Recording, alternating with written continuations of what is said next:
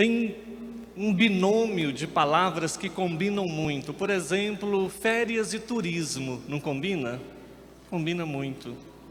Mas também combina muito santuário e peregrinação. Santuário, igreja, a gente não faz turismo, a gente faz uma peregrinação. Por isso que no santuário sempre nós encontramos assembleias muito fervorosas, porque sempre quem vem traz consigo uma dor, traz consigo um pedido. Nessa igreja em plena pandemia é realmente um milagre de Deus, mas também é um lugar de milagres, e o maior milagre que Deus pode nos dar é acreditar nele, pois uma pessoa pode ser curada, mas não necessariamente salva. Ela pode ser curada e ser salva, mas o maior milagre é justamente acreditar em Deus e não ter dúvida, e colocar nele toda a nossa esperança e colocar nele todo o nosso amor. Por isso, quando nós chegamos a um santuário, chegamos a uma igreja, geralmente a gente chega assim: Senhor, eu espero isso de Ti, né? Trazendo uma intenção, trazendo uma oração. Mas tem uma pergunta reversa que nós nunca podemos deixar de fazer: Senhor, e o que o Senhor espera de mim? Porque às vezes nós só falamos o que nós esperamos dele, e num santuário, numa igreja, nós sempre temos que dizer: e o que o Senhor espera de mim? E poder corresponder ao que Ele espera de nós. A igreja, a assembleia reunida é um povo convocado, é um povo chamado. Daí a palavra igreja, do grego eclésia, que significa chamado. Povo chamado. Igreja é um povo que chamado. Não está aqui por acaso, tipo assim: eu não estava sem fazer nada, vim para a igreja. Eu não tinha nada para fazer, vim para cá. Não. A igreja é um povo chamado. Se estamos aqui, é porque de uma maneira ou de outra o Espírito de Deus agiu no seu coração e te trouxe aqui hoje, de Jaraguá, de Brasília, de Goiânia, de Anápolis, de Itaguari, de tantas localidades as quais foram faladas aqui. Ou seja, Deus nos chamou aqui, e Ele nos chama para que, como aos discípulos, nós possamos escutar a pergunta que Ele fez hoje: quem sou eu para você? Quem é Jesus para você? Nós não podemos fugir desta pergunta, porque dela depende a nossa vida, dela depende a nossa salvação. Pedro responde, né? Mas antes de Pedro, Jesus pergunta: e quem dizem os homens ser o Filho do Homem? Aí eles falam, né? João Batista, isso e aquilo. E vós? E esse vós é dirigido assim, a vocês que convivem comigo, vocês que estão no meu dia a dia, né? Se vocês viessem para mim, né, e perguntassem assim: Dom Dilmo, quem sou eu para você? Olha, eu ia dizer: olha, você é um homem, se fosse um homem, né? Ou uma mulher no caso, diz: olha, você é uma mulher, é loira, é morena, pela aliança no dedo vejo que é casada. Ou seja, eu falaria esses aspectos, e não mais do que isso. E nem aonde você moraria eu saberia. Por que não? Porque eu não sou íntimo a vocês. Nós estamos muitos nos conhecendo, vendo hoje pela primeira vez. Mas se vocês chegassem para mim e perguntassem assim: Dom Dilmo, quem é Dom João para o senhor? Aí eu falaria muito mais. Por quê? Porque eu já convivo com ele há quase 3 anos na mesma casa. Ou seja, eu sou da sua intimidade, da sua casa. Nós convivemos. Assim somos nós também. Então, quando Jesus pergunta aos discípulos: quem sou eu para vocês? Eu estou perguntando para quem é íntimo a mim, para quem me conhece. Então Pedro responde: tu és o Messias. Pelo que eu vi e pelo que eu ouvi, tu és o Messias de Deus. Deus revela isso a Pedro e Pedro proclama essa verdade. Mas não basta só proclamar quem é Jesus e dizer que Ele é o Filho de Deus. O nosso comportamento tem que agir conforme a nossa resposta. Porque não adianta a gente dizer que Jesus é o Filho de Deus. Aí eu lembrei se eu já contei, me perdoe, mas ela encaixa agora. O Papa Francisco, ele contando para nós que atendeu, né, conversou com um homem. E este homem dizia para ele que participava da missa todos os domingos na Basílica de São Pedro, em Roma, com ele ou com um cardeal que ali estava. E tudo. E ele foi e perguntou para ele, né, o que ele fazia? Ele disse: eu sou um traficante. E aí então o Papa disse para ele assim: nossa, você é uma pedra que está debaixo de uma cachoeira. E ele: como assim, santidade?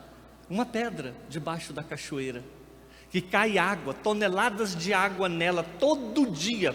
Por fora ela está muito molhada, mas por dentro ela está sequinha. Pode tirá-la para fora, quebrar, ela está sequinha por dentro. Ou seja, você está aqui no coração da igreja e nunca se deixou molhar pela graça de Deus.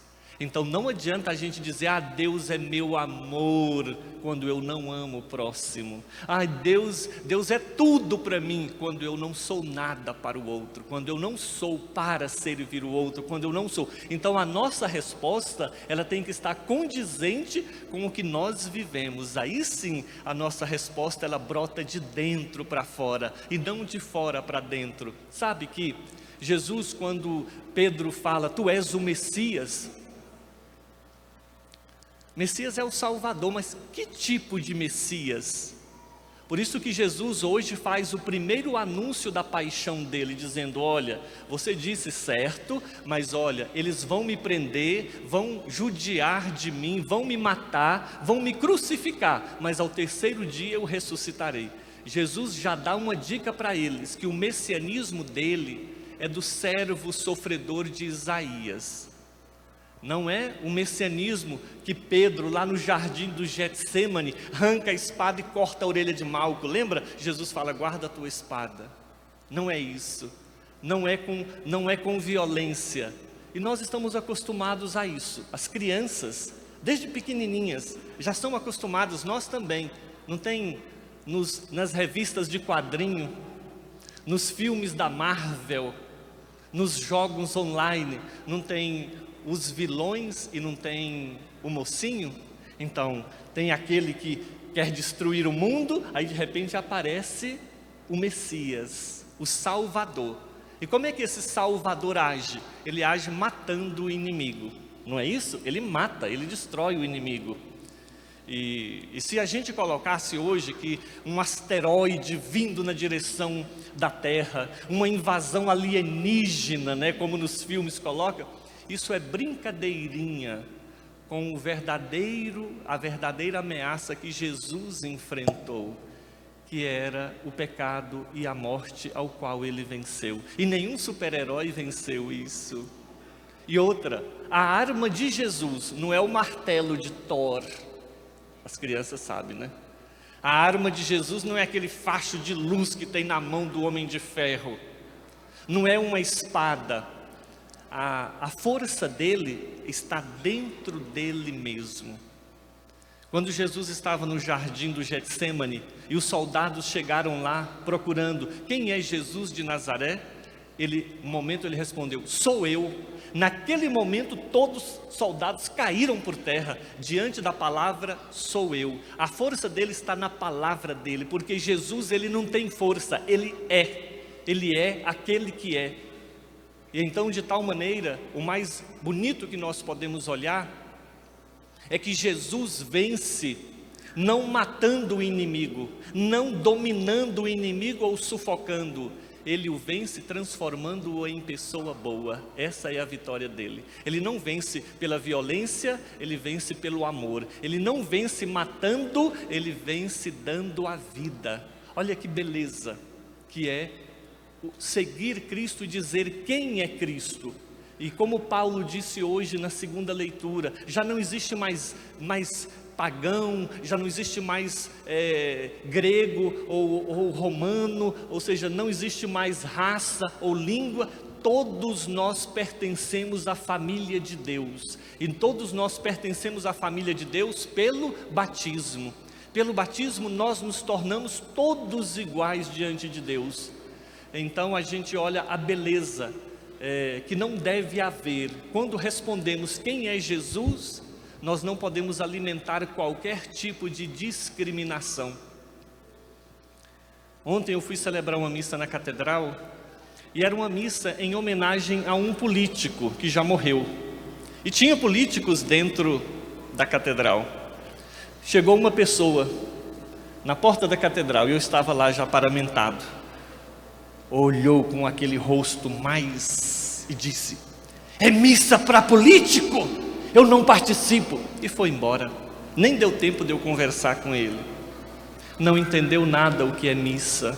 Não entendeu nada. Todos têm direito de participar, independente da cor, da raça, da língua. Todo aquele que busca tem o direito de encontrar. E nós aprendemos isso muito com as crianças, porque as crianças brincam com pessoas brancas e negras sem preconceito nenhum. Elas se abraçam. As crianças são as que mais têm sensibilidade com aqueles que sofrem. E às vezes o nosso coração vai ficando endurecido. A gente vai vendo pessoas que sofrem ao nosso redor e a gente vai ficando já como que armado, insensível, e já não é capaz mais de sentir. Nós não podemos perder essa sensibilidade. Responder quem é Jesus deve fazer com que o nosso comportamento se assemelhe ao dele cada dia, a cada momento, em cada escolha, em cada palavra. Aí sim nós nos tornamos semelhantes ao nosso Pai que está no céu, porque somos capazes de amar ao próximo como a nós mesmos. Porque se nós pudéssemos perguntar, e teve uma música que bombou no mundo aí um determinado tempo, e o refrão dela era: qual é a cor da pele de Deus? Qual é a cor da pele de Deus?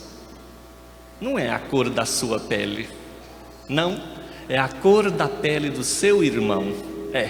É isso. Porque é fácil a gente dizer, né? É igual a mim. Não, ele é igual ao meu irmão. Ele é o meu irmão. Então responder quem é Jesus deve fazer com que a nossa vida esteja de acordo com o que nós respondemos. Mas para responder quem é Jesus, nós temos que ser íntimos a Ele. Senão a nossa resposta sempre vai ser superficial. Nunca vai atingir ou satisfazer aquilo que Ele espera de nós.